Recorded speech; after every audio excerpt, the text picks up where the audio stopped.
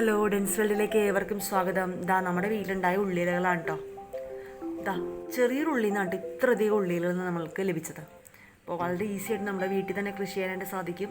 കൃഷി എന്നൊന്നും പറയാൻ പറ്റത്തില്ല കേട്ടോ. ചെറിയൊരു ഗ്ലാസ്സിലോ അല്ലെങ്കിൽ കണ്ടെയ്നറിലോ അല്ലെങ്കിൽ ചെടിച്ചട്ടിയിലോ എന്തിൽ വേണമെങ്കിലും നമുക്ക് ഇത് നടാനായിട്ട് സാധിക്കും. അപ്പോൾ അധികം പരിചരണമൊന്നും ആവശ്യമില്ല, ആർക്ക് വേണമെങ്കിലും ചെയ്യാം.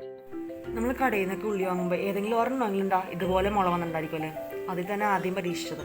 അപ്പോൾ അതിൻ്റെ തൊലി ഒന്ന് കളഞ്ഞെടുത്തു. തൊലി കളഞ്ഞില്ലെങ്കിലും കുഴപ്പമൊന്നുമില്ല കേട്ടോ. അതിൻ്റെ അടിഭാഗത്തുള്ള വേര് കളയാതിരിക്കാൻ പ്രത്യേകം ശ്രദ്ധിക്കണേ. നമ്മൾ എവിടെയാണ് നടുന്നത് ആ മണ്ണ് ജസ്റ്റ് ഒന്ന് ഇളക്കിയിടുക. അപ്പോൾ ഞാൻ അവിടെ ചെടിച്ചട്ടിയിലാണ് നടുന്നത്. അപ്പോൾ മണ്ണ് ജസ്റ്റ് ഒന്ന് ഇളക്കിയിട്ടുണ്ട്. അതിലേക്ക് ഇതുപോലെ ഒന്ന് പ്രസ് ചെയ്ത് കൊടുത്താൽ മതി. അപ്പോൾ വളക്കൂറുള്ള മണ്ണാണെങ്കിൽ ഇതിനോട് നല്ലതാണ്. ഇനി ഒരല്പം മണ്ണ് അതിൻ്റെ മുകളിലേക്കായിട്ട് ഇട്ട് കൊടുക്കുക. പിന്നെ ഒരു കൈക്കുമ്പോൾ വെള്ളം മാത്രം ഒഴിച്ചാൽ മതി. അതിൽ കൂടുതലൊന്നും ഒഴിക്കേണ്ട കാര്യമില്ല. ഇനി അതിൽ വളം എന്ന് വെച്ചാൽ ഞാൻ ആകെ ചേർത്തത് ഉള്ളിയുടെ ഇലകൾ കൊടുത്തിട്ടുണ്ടായിരുന്നു. അതുപോലെ തന്നെ മുട്ടയുടെ തോട് ജസ്റ്റ് ഒന്ന് കഴുകിയതിന് ശേഷം കൈ കൊണ്ട് തന്നെ പൊടിച്ചിട്ടുണ്ടായിരുന്നു. പിറ്റേ ദിവസമായപ്പോഴേക്കും അതിൻ്റെ വേര് വന്നേക്കണം. നോക്കി വേരിങ്ങനെ അധികം വന്നിട്ട് ഉള്ളി ഒരല്പം മുകളിലോട്ട് പൊന്തി വന്നിട്ടുണ്ട്. അപ്പോൾ ഞാൻ ഒരല്പം കൂടി ആ വേര് ഭാഗത്ത് മണ്ണിട്ട് കൊടുത്തു.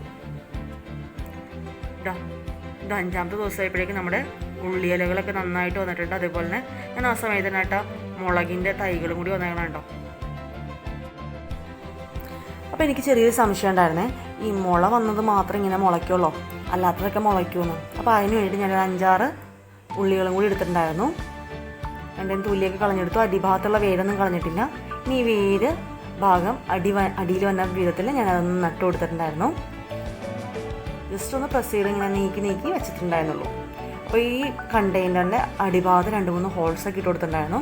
വെള്ളമൊന്നും കെട്ടിയെടുക്കാതെ അതൊക്കെ പോകാൻ വേണ്ടിയിട്ടോ. അപ്പോൾ ഒരല്പം വെയിലൊക്കെ കിട്ടുന്ന ഭാഗത്ത് തന്നെയാണ് ഞാൻ വെച്ചത്.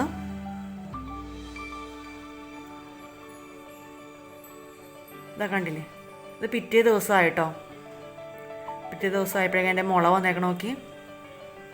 അപ്പോൾ എനിക്ക് സംശയം എല്ലാത്തിലും ഇതുപോലെ മുള വന്നിട്ടുണ്ടായിരിക്കും ഇല്ലേന്ന്.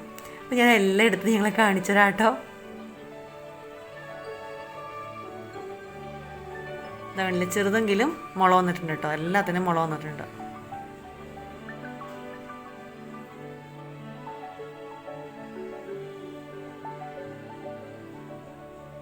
അപ്പോൾ ദിവസവും ചെറുതായിട്ട് നനച്ചൊക്കെ കൊടുത്തിട്ടുണ്ടായിരുന്നു. ഇതാ 3-ാമത്തെ ദിവസമായപ്പോഴേക്കും വേരൊക്കെ നന്നായിട്ട് വന്നിട്ട് ഉള്ളി ശരിക്കും പൊങ്ങി നിൽക്കുകയാണ് കേട്ടോ.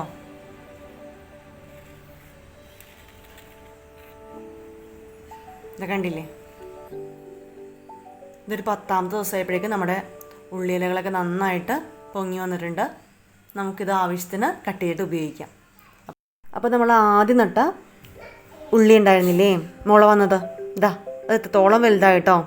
ഒരു 16-17 ദിവസം ആയിട്ടുണ്ട് ഇപ്പോൾ. ഒപ്പം തന്നെ നമ്മുടെ ഉരുളക്കിഴങ്ങിൻ്റെ തൈ മുളച്ച് വന്നിട്ടുണ്ട്. അതുപോലെ മുളകിൻ്റെ തൈയൊക്കെ വലുതായി. അപ്പോൾ അതിലിട്ട വളം കണ്ടല്ലോ, മുട്ടയുടെ തോട്. അപ്പോൾ ഇതാ രണ്ടും കണ്ടല്ലോ. ഇതിൻ്റെ വേര് ഭാഗം കാണിച്ചു തരാം കേട്ടോ. അടിഭാഗത്തുള്ള വേരുകൾ